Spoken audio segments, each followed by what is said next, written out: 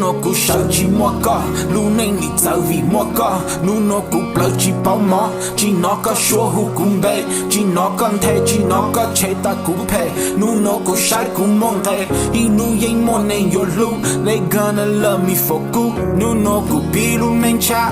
After all of these years, I done see through your lies. Things ain't the same, I feel okay, I know my worth now. You used to play me when I prayed that we would work out.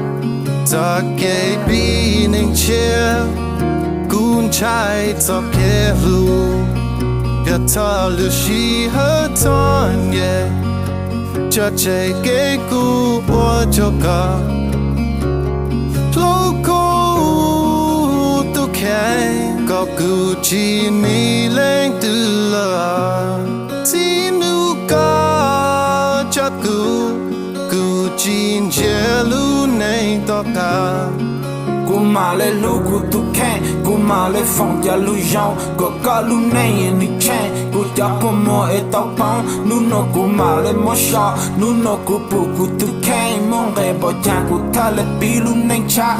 After all of these years, I done see through your lies. Things ain't the same, I feel okay, I know my worth now. You used to play me when I prayed that we would work out. We would work out.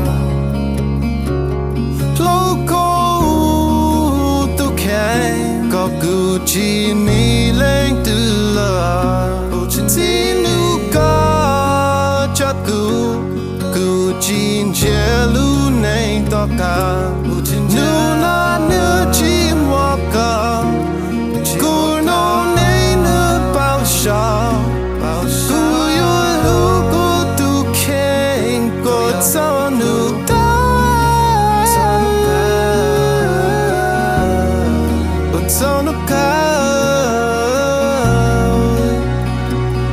Tanuka